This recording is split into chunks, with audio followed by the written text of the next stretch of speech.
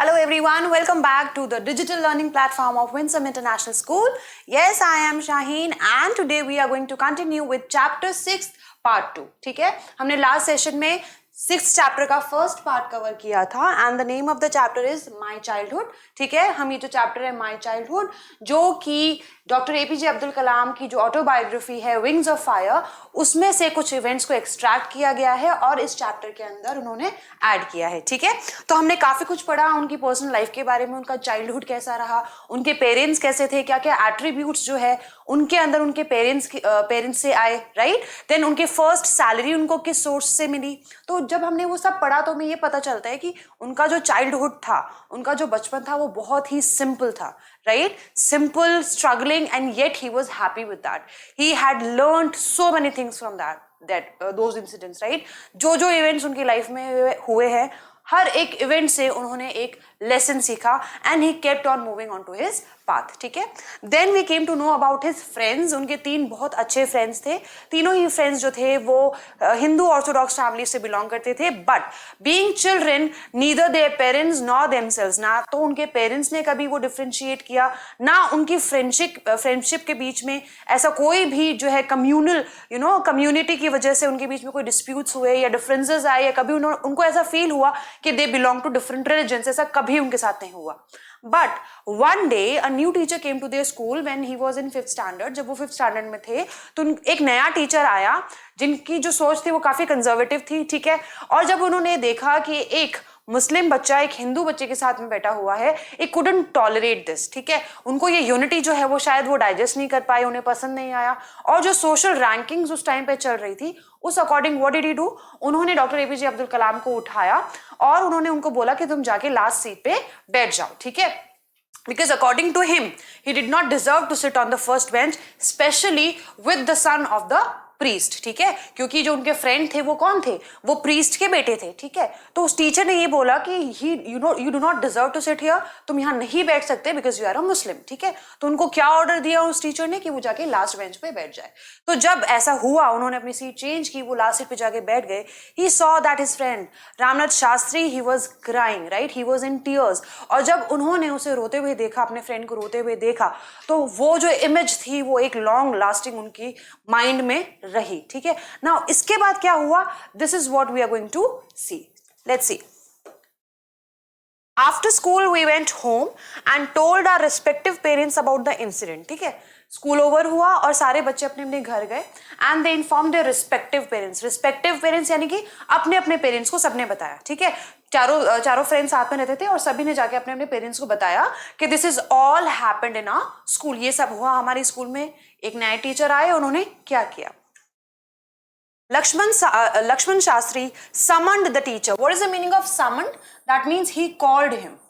All right? He ordered him and called him.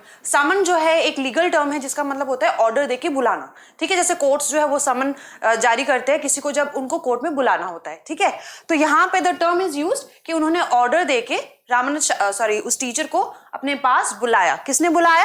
Lakshman Shastri ने, जो कि रामानंद शास्त्री के फादर थे. ठीक है, because obviously Ramanand Shastri he was also in tears, he was the best friend of APJ Abdul Kalam. तो जब उन्होंने जाके अपने फादर को ये बताया कि this is all what happened in our school, तो इन्होंने उस टीचर को समन देके बुलाया, यानी कि ऑर्डर देके अपने पास बुलाया. Because he was at a superior position, वो एक प्रीस्ट थे, तो ऑब्वियसली उनके पास ये राइट था कि वो किसी को बुलवा सकते हैं और कोई उनके बुलाने को टालेगा नहीं. ठीक है, एंड इन आवर प्रेजेंस, यानी कि वो बता रहे हैं कि हमारी ही प्रेजेंस में हम सब बच्चे वहीं मौजूद थे, हमारी प्रेजेंस में उस टीचर को बुलाया. Told the teacher that he should not spread the poison of social inequality and communal intolerance in the minds of innocent children. ठीक है, उनको बुलाया और उनको स्ट्रिक्टली वार्न किया कि उनका कोई राइट नहीं है कि वो छोटे छोटे मासूम बच्चों के दिमाग के अंदर सोशल इनइक्वालिटी यानी कि सामाजिक लोगों को ये बताए कि तुम इसके बराबर नहीं हो, तुम ऊपरी जात के हो, तुम नीची जात के हो. ये इस तरह का जहर तुम बच्चों के दिमाग में नहीं भर सकते. ठीक है, कम्युनल इंटॉलरेंस का अगर हम शुद्ध हिंदी अनुवाद करेंगे तो इसका मतलब है सांप्रदायिक असहिष्णुता, ठीक है, यानी कि कम्युनिटी के बेस पे, रिलीजन के बेस पे किसी को भी ये फील करवाना कि वो उसके बराबर नहीं है, ठीक है। तो ये जो जहर है इन छोटे छोटे बच्चों के दिमाग में नहीं भर सकते तुम, you have no right for that, clear. He bluntly asked, bluntly का मतलब क्या होता है, स्ट्रेट फॉरवर्डली, कोर्सली, थोड़ा सा इम्पोलाइट होके, because he was not in a good mood to talk, because जो उन्होंने किया था वो इनटॉलरेंट था एक्चुअली, जो उस टीचर ने किया था। तो उन्होंने बहुत ही ब्लंटली, एकदम स्ट्रेट फॉरवर्डली, एकदम डायरेक्टली उनको बोल दिया।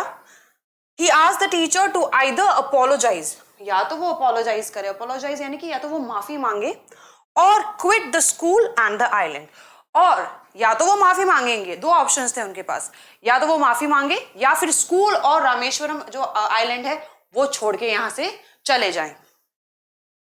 Not only did the teacher regret his behaviour, regret का मतलब पछताना, ठीक है, ना सिर्फ टीचर को अपनी गलती पे पछतावा हुआ, जो उन्होंने किया था उस पर रिग्रेट हुआ, पछतावा हुआ, but the strong sense of conviction Lakshman Shastri conveyed ultimately reformed this young teacher. लेकिन लक्ष्मण शास्त्री जी ने जो एक स्ट्रॉन्ग सेंस ऑफ कन्विक्शन जो वो कन्वे किया था, what is the meaning of conviction, a strong opinion और बिलीफ, उन्होंने एक बहुत ही स्ट्रांगली अपना ओपिनियन जो रखा था, उस वजह से उस टीचर, वो जो टीचर था वो पूरा रिफॉर्म हो गया। What is the meaning of reform, reform means changed, उसकी जो सोच थी वो चेंज हो गई, ठीक है, because obviously what he was doing वो कोई टीचर नहीं कर सकता, ठीक है, टीचर का काम होता है बस नॉलेज जो है वो देना और सबको ये बताना कि ऑल आर इक्वल, लेकिन अगर आप उसके अगेंस्ट कुछ काम कर रहे हो, उसके ऑपोजिट कुछ काम कर रहे हो, that means you do not deserve to be a teacher. तो जब लक्ष्मण शास्त्री ने उस टीचर को स्ट्रेट फॉरवर्डली क्लियरली ये चीज बोली कि what he was doing was absolutely wrong, वो जो भी कर रहा था वो बहुत गलत था, तो he realised his mistake and he apologised, ठीक है, उसने माफी मांगी। On the whole the small society of Rameshwaram was very rigid in terms of the segregation of different social groups, ठीक है। अगर हम कंप्लीटली बात करें, पूरे रामेश्वरम की बात करें, तो क्या था, जो सोसाइटी थी, स्मॉल सोसाइटी थी रामेश्वरम की, it was very rigid. Rigid का मतलब होता है स्टिफ, अनचेंजेबल, जो चेंज नहीं करना चाहती, ठीक है। In terms of segregation, what is the meaning of segregation, segregation का मतलब होता है सेपरेट करना, डिवाइड करना, ठीक है, ऑफ डिफरेंट सोशल ग्रुप्स, यानी कि रामेश्वरम की जो स्मॉल सोसाइटी थी, वहां के जो लोग थे, वहां के उनके थॉट्स क्या थे, काफी रिजिड थे इस मामले में कि जो सोशली जो लोग ऑलरेडी डिवाइडेड है उनको डिवाइडेड ही रहना चाहिए, वो उन ट्रेडिशन को कोई चेंज नहीं करना चाहता था, ठीक है, उन ट्रेडिशंस के अंदर वो चेंजेस जो है एक्सेप्ट करने को तैयार नहीं थे, तो that is why they were very rigid over it.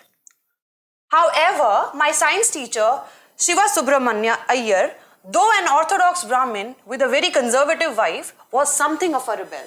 तो यहाँ पे उन्होंने एक एक्सेप्शन दिया है कि जो पूरी रामेश्वरम की सोसाइटी थी वो काफी रिजिड थी in terms of segregation of social groups, लेकिन उनके एक साइंस के टीचर थे जिनका नाम क्या था, शिवु सुब्रमण्य अय्यर। वो हालांकि साइंस के टीचर थे, वो खुद एक ऑर्थोडॉक्स ब्राह्मण थे, यानी कि वो खुद जो बीइंग अ ब्राह्मण वो अपने सारे रिचुअल्स को फॉलो करते थे, ठीक है, यानी कि पूरा स्ट्रिक्ट ब्राह्मण थे, ऑलराइट। उनकी वाइफ कैसी थी, वो बहुत कंजर्वेटिव थी। कंजर्वेटिव का मतलब क्या होता है कि हमारे रिलीजन के अंदर जो ट्रेडिशंस बहुत टाइम से चले आ रहे हैं, हम उन्हीं को फॉलो करेंगे स्ट्रिक्टली, हमें उसमें कोई चेंजेस चाहिए ही नहीं, ठीक है, and we can't accept those changes, तो वही पुरानी सोच जो है उनको कंटिन्यू करनी है, ठीक है। तो वो खुद एक ब्राह्मण थे, उनकी वाइफ जो है वो बहुत कंजर्वेटिव थी, was something of a rebel. Rebel क्या होता है, जो बाकी सारी चीजों के अगेंस्ट जाने के लिए रेडी होता है। रिबेल को हम विरोधी भी कह सकते हैं, ठीक है। तो वो विरोधी इन द सेंस कि जो बाकी सब लोग मानते थे, शिवु सुब्रमण्य अय्यर जो थे वो ऐसी बात नहीं मानते थे। ही बिलीव्ड इन इक्वालिटी, ठीक है, वो समानता में विश्वास करते थे। He did his best to break social barriers. What is the meaning of social barriers? यानी समाज के बीच में जितनी भी दीवारें थी, ऑलराइट, दीवारें कौन सी, डिफरेंसेस की, भेदभाव की, तो उन्होंने पूरा अपना बेस्ट ट्राई किया कि समाज में, सोसाइटी में जितने भी ये बैरियर्स है, जितने भी भेदभाव है, जितने भी डिफरेंसेस है, वो उनको ब्रेक कर सके, उनको तोड़ सके, so that people from varying backgrounds, varying means different, ठीक है, यानी कि ताकि क्या हो, जो लोग दूसरे बैकग्राउंड से बिलोंग करते हैं could mingle easily. What is the meaning of mingle? Mingle का मतलब होता है मिक्स, ठीक है, यानी कि वो चाहते थे कि समाज में जो ये दीवारें हैं, भेदभाव है। लोग एक दूसरे से सिर्फ इसलिए बात नहीं करते, लोग सिर्फ एक दूसरे से इसलिए नहीं मिलते कि ये सब लोग अलग अलग रिलीजन को बिलोंग करते हैं, ये सब लोग अलग अलग कम्युनिटीज को बिलोंग करते हैं। तो वो ये बैरियर्स तोड़ना चाहते थे ताकि सभी लोग जो अलग अलग बैकग्राउंड्स को बिलोंग करते हैं वो सब लोग आपस में मिल सके। ठीक है। He used to spend hours with me and would say, और यहाँ पे एपीजे अब्दुल कलाम अपना एक्सपीरियंस शेयर करते हुए कहते हैं कि वो मेरे साथ घंटों बिताते थे और मुझसे कहा करते थे, कलाम, I want you to develop so that you are on par with the highly educated people of the big cities।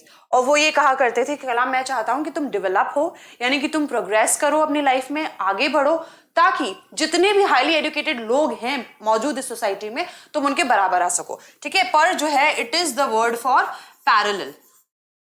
Parallel का मतलब क्या होता है? बराबर चलना। ठीक है। सो ही वांटेड कलाम कि वो डेवलप हो ताकि जितने भी बड़े शहरों के एजुकेटेड लोग हैं वो उनके बराबर आ सके। Because obviously a teacher, you know, he truly identifies the potential and capabilities of his students, right? उनको पता होता है कि उनका कौन सा बच्चा जो है उसमें कितना कैलिबर है, कितना पोटेंशियल है, कौन कितना कर सकता है, कौन कितना किस फील्ड में कर सकता है, राइट? तो उन्हें वो पोटेंशियल डॉक्टर एपीजे अब्दुल कलाम में नजर आता था सिंस वेरी बिगनिंग, इसलिए वो उनसे ये बातचीत किया करते रहते थे काफी टाइम तक और उनको इनकरेज किया करते थे कि वो डेवलप हो, आगे बढ़े। Clear? Alright. One day he invited me to his home for a meal। एक दिन he invited, किसने इनवाइट किया? जो उनके साइंस के टीचर थे शिव सुब्रमण्य अय्यर, उन्होंने डॉक्टर एपीजे अब्दुल कलाम को अपने घर पे खाने के लिए इनवाइट किया। ठीक है। His wife was horrified at the idea of a Muslim boy being invited to dine in her ritually pure kitchen। और जब उनकी वाइफ को ये बात पता चली कि एक मुस्लिम लड़के को इन्होंने इनवाइट किया है अपने एकदम प्योर किचन के अंदर खाना खाने के लिए, डिनर करने के लिए, she was horrified by this idea. उनको बहुत गुस्सा आया and she couldn't tolerate this fact कि भाई तुम कैसे कर सकते हो, मेरा किचन जो है, मेरी जो रसोई है, मैंने इसको इतना शुद्ध करके रखा हुआ है, इतना पवित्र करके रखा हुआ है, और तुम एक मुस्लिम लड़के को बुला के खाना खिला के उसे अशुद्ध कर देना चाहते हो। So these were the thoughts. Okay. Shiva Subramanya Iyer was not perturbed। What is the meaning of perturbed? Perturbed means disturbed। वो इस बात से या इस रिएक्शन से बिल्कुल भी डिस्टर्ब नहीं हुए, because he was already expecting this. उनको पता ही था कि यही रिएक्शन आने वाला था। ठीक है। So he was not at all perturbed, he was not at all disturbed. उन्हें बिल्कुल भी बुरा नहीं लगा। Not did he get angry with his wife, और ना ही वो अपनी वाइफ पे गुस्सा हुए। But instead served me with his own hands and sat down beside me to eat his meal। ठीक है। तो ऑब्वियसली उनकी वाइफ ने उनको सर्व नहीं किया, तो जो उनके टीचर थे वो खुद उनके साथ बैठे, उन्हें अपने हाथ से खाना परोसा, उनके साथ में खाना खाने के लिए बैठे। His wife watched us from behind the kitchen door। और उनकी जो वाइफ थी वो किचन डोर के पीछे से हमें देख रही थी। ठीक है। यानी कि she was not even coming closer to us। वो हमारे पास भी नहीं आ रही थी, वो बस किचन की डोर से हमें देख रही थी जब हम लोग खाना खा रहे थे। I wondered whether she had observed any difference in the way I ate rice, drank water or cleaned the floor after the meal। और मैं ये सोच रहा था क्या इन्होंने कोई ऐसा डिफरेंस ऑब्जर्व किया है? क्या इन्हें ऐसा लगता है कि मैं खाना अलग तरीके से खाता हूँ, पानी अलग तरीके से पीता हूँ, या खाने के बाद जो है वो जगह जो है अलग तरीके से साफ करता हूँ? आखिर इन्हें क्या अलग लग रहा है मेरे अंदर जो ये मुझसे इतना डिस्टेंस मेंटेन कर रही हैं? When I was leaving his house, जब मैं उनके घर से जा रहा था, Shiva Subramanya Iyer invited me to join him for dinner again the next weekend। यानी कि जब मैं जा रहा था, निकल रहा था उनके घर से डिनर करके, तो मेरे टीचर ने, जो शिवा सुब्रमण्य अय्यर थे, उन्होंने मुझे फिर से इनवाइट किया कि मैं नेक्स्ट वीकेंड एक बार और उनके घर पे डिनर करने के लिए आऊं। ठीक है। And I was really amazed at this idea. मुझे बहुत हैरानी हुई कि आखिर इन्होंने मुझे दोबारा इन्वाइट क्यों किया है, जबकि उन्हें पता है कि उनकी वाइफ को मेरी प्रेजेंस नहीं पसंद। ऑब्जर्विंग माई हेजिटेशन, उन्हें पता चल गया था कि मैं हेजिटेंट हो रहा हूं उनका ये ऑफर एक्सेप्ट करने के लिए, उनका इन्विटेशन एक्सेप्ट करने के लिए। He told me not to get upset। उन्होंने मुझे कहा कि अपसेट होने की जरूरत नहीं है। Saying, once you decide to change the system, एक बार अगर आप ये तय कर लेते हैं कि आपको सिस्टम चेंज करना है, एक इंसान को चेंज नहीं करना है, आपको पूरा सिस्टम चेंज करना है, तो it is not a small deal, right? Such problems have to be confronted, यानी कि अगर आपने ये मन बना लिया है कि आपको एक सिस्टम, बहुत बड़ा सिस्टम छोटा नहीं होता जिसमें 3-4 लोग नहीं होते, इसमें एक समाज होता है, राइट। तो अगर आपने ये सोच लिया है कि आपको एक सिस्टम चेंज करना है तो ऐसी प्रॉब्लम्स का सामना करना पड़ेगा। कन्फ्रंटेड मतलब you have to confront them, यानी कि आपको उनका सामना करना पड़ेगा, you have to face them, alright. When I visited his house the next week, जब मैं उनके घर पे अगले हफ्ते गया, Siva Subramanya Iyer's wife took me inside her kitchen and served me food with her own hands. यानी इस बार जब मैं उनके घर पे गया, उनकी वाइफ खुद मुझे किचन तक लेके गई और अपने हाथों से मुझे खाना सर्व किया, right. So this was a change. Then the Second World War was over and India's freedom was imminent. ठीक है, यानी कि इस टाइम तक जो सेकेंड वर्ल्ड वॉर चल रहा था वो भी बंद हो चुका था और इंडिया की जो फ्रीडम थी वो भी इमिनेंट थी। इमिनेंट यानी कि इमीडिएट, बहुत क्लोज थी, मतलब कभी भी अनाउंसमेंट हो सकता है कि India is about to get free, alright. So imminent means close, Bharat की आजादी भी ज्यादा दूर नहीं थी। Indians will build their own India, declared Gandhi ji. और गांधी जी ने ये क्लियरली डिक्लेयर कर दिया कि अब इंडियंस अपना खुद का इंडिपेंडेंट इंडिया बिल्ड करेंगे।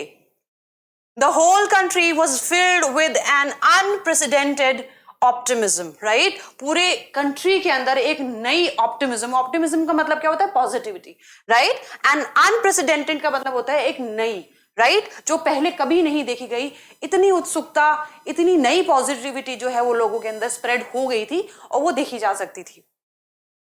I asked my father for permission to leave Rameshwaram and study at the district headquarters in Ramnathpuram, right? तो मैंने अपने फादर से परमिशन मांगी कि अब, बिकॉज उनकी स्टडीज कंप्लीट हो चुकी थी और अब वो रामेश्वरम छोड़ के जो रामनाथपुरम के डिस्ट्रिक्ट हेडक्वार्टर्स है वहां जाके पढ़ना चाहते थे। He told me as if thinking aloud, right? उन्होंने मुझे बोला, ऐसा लग रहा था जैसे वो यही बात वो मन में सोच रहे हैं, बट उन्होंने मुझे ये बात बोली, Abul, I know you have to go away to grow.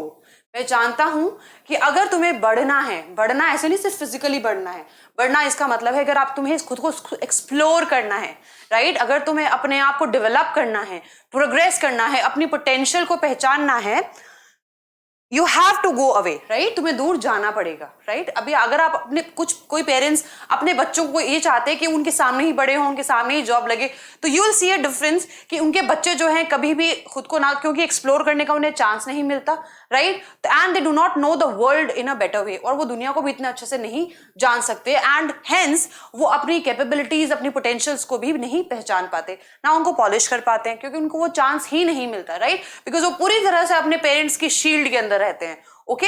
But यहाँ पे because he was a wise man, हम पहले ही पढ़ चुके हैं, जो कि डॉक्टर एपीजे अब्दुल कलाम के फादर थे, उन्होंने कहा कि अबुल, आई नो कि अगर तुम्हें बढ़ना है, तुम्हें ग्रो करना है, तुम्हें एक्सप्लोर करना है, डेवलप होना है, तो तुम्हें दूर जाना होगा। Does the seagull not fly across the sun alone and without a nest? क्या एक जो सीगल होता है, एक जो पक्षी होता है, क्या वो अपने घोंसले को छोड़ के उड़ के नहीं जाता, राइट? उसे भी खुद को एक्सप्लोर करने का मौका चाहिए, वो भी जिंदगी भर अपने माँ बाप के साथ नहीं रहता, राइट? उसके पेरेंट्स भी उसको ये ट्रेनिंग देते हैं कि वो खुद से जो है वो खाना अपना कलेक्ट करना स्टार्ट करे, right? He quoted Khalil Gibran to my hesitant mother, okay? Khalil Gibran, he was a Lebanese American poet, very famous writer and poet. उनकी काफी सारी पोइट्रीज और राइटिंग्स आपको मिल जाएंगी। तो उन्हीं का एक पोइट्री है, ऑन चाइल्डहुड करके एक पोएम है, उसी पोएम की कुछ लाइंस है जो उन्होंने अब्दुल कलाम की मदर को कोट करके सुनाई, उनको एनकरेज करने के लिए, because she was feeling low at that time, she was feeling sad कि उनका बेटा दूर जाने की बात कर रहा है, ठीक है? तो उनको एनकरेज करने के लिए, उनका हौसला बढ़ाने के लिए उनके फादर ने खलील जिब्रान की जो पोएम है ऑन चाइल्डहुड, उसमें से कुछ लाइन्स कोट की, और वो लाइन्स क्या है? It has a beautiful meaning, your children are not your children, ठीक है? तुम्हारे बच्चे एक्चुअली तुम्हारे बच्चे नहीं है। इसका मतलब ये नहीं कि you are not the biological parents, तुम्हारा माता पिता होने का वो राइट खत्म हो रहा है, इसका मतलब ये नहीं है। इसका मतलब ये है तुमने हालांकि उन्हें पैदा किया है, but you do not own them, right? हम माँ बाप पैदा जरूर करते हैं बच्चों को, बट वो उनके मालिक नहीं बन जाते, okay? They are the sons and daughters of life's longing for itself. वो किसके लिए जीते हैं? जब वो बड़े हो रहे होते हैं, क्या वो आपके लिए जी रहे होते हैं? नो, वो अपनी लाइफ के लिए जी रहे होते हैं। उन्हें ये पता करना, उनको ये पता चलता रहता है धीरे धीरे कि उनकी लाइफ उनसे क्या चाहती है, राइट उन्हें अपनी लाइफ को आगे बढ़ाने के लिए, अपने आप को सक्सेसफुल करने के लिए क्या क्या चीजें अपनी लाइफ में ऐड करनी है, वो उसके लिए जीते हैं. Isn't it? They come through you, यानी कि आप जरिया जरूर हैं उनके इस दुनिया में आने का. Right, you are the medium, कि उनकी आपकी वजह से, यानी कि पेरेंट्स की वजह से बच्चे इस दुनिया में आते हैं. So definitely parents are the medium. Parents जो है वो मीडियम है, एक माध्यम है कि बच्चे इस दुनिया में आते हैं. So that is why they are saying that they came through you but not from you. ठीक है, आप लोग एक जरिया जरूर है बच्चों को इस दुनिया में लाने का, लेकिन वो आपका पार्ट नहीं है, वो आपका हिस्सा नहीं है कि जिंदगी भर आपसे ही, आपके पास ही रहेगा या आपके आसपास ही रहेगा. You may give them your love. आप उनको अपना प्यार दे सकते हैं. राइट, आप उनसे प्यार कर सकते हैं, आप उनको ये बता सकते हैं कि आप उनसे कितना प्यार करते हैं, बट नॉट योर थॉट्स. लेकिन आप अपनी सोच उन पे नहीं थोप सकते. ठीक है, आपकी जो सोच है वो आपकी रहेगी, लेकिन आपके बच्चों की जो सोच है वो खुद उसको डेवलप करेंगे. उनके जो आइडियाज होंगे, उनके जो थॉट्स होंगे, वो अपने आप ही डेवलप होंगे जिस सराउंडिंग्स में वो रह रहे हैं, जिन कंडीशंस के अंदर वो जी रहे हैं, जो भी चीज वो पढ़ रहे हैं या पढ़ना चाहते हैं, या उनके जो आसपास के लोग हैं, उनके दोस्त हैं, वहां से वो जो थॉट्स है, उनसे जो वो सीखेगा बच्चा, वहीं से वो थॉट्स डेवलप होंगे, वहीं से वो आइडियाज उसको आएंगे. यानी कि आप बच्चे से अपना प्यार शेयर कर सकते हैं, लेकिन अपने थॉट्स आप उन पे थोप नहीं सकते. आप शेयर जरूर कर सकते हैं कि मुझे ऐसा लगता है, but you can not impose that on to the child. आप ये नहीं बोल सकते तुम्हें यही करना पड़ेगा या तुम्हें यही सोचना पड़ेगा, ऐसा आप नहीं कर सकते. For they have their own thoughts, क्योंकि उनके अपने थॉट्स होते हैं, उनके अपने आइडियाज होते हैं. So it's a very beautiful poetry. We are going to read this on childhood by Khalil Gibran. It's a very beautiful poetry. इसका जो मीनिंग है बहुत ही इंटेंस है, बहुत डेप्थ में जाके आपको समझना पड़ेगा इसको इंटरप्रेट करने के लिए कि एक्चुअली क्या कहना चाह रहे हैं. ठीक है, जैसे कि जो बहुत वेरी फर्स्ट लाइन क्या कह रही है, your children are not your children. ठीक है, तो ऐसा लगता है कि भाई ऐसा क्यों कह रहे हैं ना, पेरेंट्स को ऐसा लगेगा कि ऐसा क्यों कह रहे हैं भाई तुम्हारे बच्चे नहीं है. तो इसका एक इंटरप्रिटेशन है जो आपको समझना पड़ेगा कि ये यहाँ ये कहना चाह रहे हैं कि आपके बच्चे जो हैं वो क्या है, आप उनके मास्टर्स नहीं हो. ठीक है, आप उनको ओन नहीं करते, आप उनको पोजेस नहीं करते. Alright, they are your children. So आपको उनको वो रिस्पेक्ट देनी पड़ेगी, आपको उनको वो फ्रीडम देनी पड़ेगी, ताकि आपके बच्चे बड़े होकर खुद को एक्सप्लोर कर सके, अपना पोटेंशियल पहचान सके और लाइफ में अपनी एक इंडिविजुअलिटी जो है वो एस्टैब्लिश कर सके. ठीक है, so this was all about this beautiful chapter titled my childhood, which is definitely, वो ब्यूटीफुल तो होना बनता भी है क्योंकि इसे लिखने वाले भी कौन है, डॉक्टर एपीजे अब्दुल कलाम. ठीक है, तो आई होप इस चैप्टर से आपको बहुत सारे मैसेजेस मिले होंगे. एंड हमने जब जाना है कि उनकी लाइफ कितनी सिंपल थी, but still he managed to be the scientist, to be the missile man of India, to be the president of India, and the world loves him. Right? Okay. Let's move ahead towards question answers. This time I have tried to already write it for you so that the time is not consumed. Okay. Where was Abdul Kalam's house? So we all know, बहुत ही opening paragraph में इसका answer दे रखा है कि Abdul Kalam's house was on the Mosque Street, situated in an island town of Rameshwaram, Tamil Nadu. ठीक है, बहुत ही simple answer है इसका. What do you think? Dina money is the name of. तो हमने पढ़ते पढ़ते ये चीज पता लगा दी थी कि दीना मनी जो है वो क्या है, एक न्यूज़पेपर का नाम है. Dinamani is the name of a newspaper because Abdul Kalam tried to trace the second world war's news in the headlines of this newspaper. ठीक है, क्योंकि हमने आगे ये भी पढ़ा था कि जो भी न्यूज उनके जो कजन उनसे शेयर किया करते थे, तो अब्दुल कलाम क्या करते थे, दीना मनी में उसकी हेडलाइंस को ट्रेस करने की कोशिश करते थे, वो न्यूज जो है उनकी हेडलाइंस में ढूंढने की कोशिश करते थे. ठीक है, Who were Abdul Kalam school friends? तो हमें बताया कि उनके 3 बहुत अच्छे फ्रेंड्स थे. कौन कौन थे? रामानाथ शास्त्री, अरविंदन एंड शिव प्रकाशन वर his school friends. What did they later became? बाद में उन्होंने क्या क्या बिजनेस में चले गए वो. सो हमें ये भी पता है Ramanath Shastri became a priest of the Rameshwaram temple. Arvindan went into the business of arranging transport for visiting pilgrims, and Shiv Prakashan became a catering contractor for the Southern Railways. Okay. How did Abdul Kalam earn his first wages? पहली कमाई उन्होंने कैसे की थी? तो आपको पता है कि Abdul Kalam earned his first wages by distributing newspapers. ठीक है? Had he earned any money before that? क्या इससे पहले भी उन्होंने कभी कोई अर्निंग की थी? In what way और किस वे में की थी? Yes, he earned money before also. He used to collect the tamarind seeds and sell them to a provision shop on the Mosque Street when the demand for these seeds rose in the market suddenly. A day's collection would fetch him a good amount of 1 आना. ठीक है, तो 1 आना की जो है एक दिन में उनको वो अमाउंट मिलता था, which was a very good amount for him. तो इससे पहले भी उन्होंने अर्न किया है. ठीक है. Okay, now these short paragraphs. How does the author describe his father, his mother and himself? ठीक है, वो किस तरह से describe करते हैं? तो his father, the author describes his father as a man of wisdom and generosity. He did not have much formal education and wealth. He avoided inessential comforts and luxuries. तो हमें शॉर्ट में बड़ी short में ये बताना है कि उनके जो फादर थे उनके क्या एट्रीब्यूट्स थे, क्या कैरेक्टरिस्टिक्स थे. ठीक है, तो हमें बताया he was a very simple man, he was man of wisdom and generosity, बहुत ही ज्यादा generous थे और वो inessential comforts को अवॉइड करते थे घर में. ठीक है. His mother was a noble and kind-hearted woman. She used to feed a large number of people every day. She was a great helpmate to his father. ठीक है, वो भी क्या करती थी, बहुत जेनरस थी, बहुत काइंड थी लोगों के लिए और बाहर के जो आउटसाइडर्स होते थे उनको खाना खिलाती थी और उनके घर के जो लोग थे उनसे ज्यादा नंबर किसका होता था, आउटसाइडर्स का होता था खाना खाने वालों में. ठीक है. Himself. So instead of I, you are going to write he. Okay. Obviously, because he is talking about himself, that's why it's I. He was born into a middle-class Tamil family. He was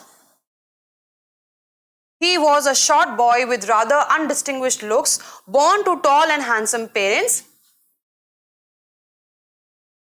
He studied physics and aerospace engineering and became a scientist. Okay? All right. What characteristics does he say he inherited from his parents? He inherited honesty and self-discipline from his father and faith in goodness and deep kindness from his mother. ठीक है, जो next question है, because it is supposed to be written in 2 or 3 paragraphs, which is definitely not possible for us कि हम यहाँ पे उनको करें. ठीक है, so obviously हमने पूरा chapter cover किया है, कुछ question answers cover किए हैं, तो आपको उनमें से ideas मिल जाएंगे. ठीक है, so go through the chapter, बहुत अच्छे से इसको समझने की कोशिश कीजिए, अच्छे से देखिए इसके वीडियोस एंड ट्राई कि आप उसमें से जितने अच्छे मॉरल्स जो है वो ग्रास्प कर सके वो कीजिए, because they are going to help you throughout your life. Okay, so see you in the next session with the poetry of this chapter. Till then, keep learning and keep growing with Winsome International School. Take care. Goodbye.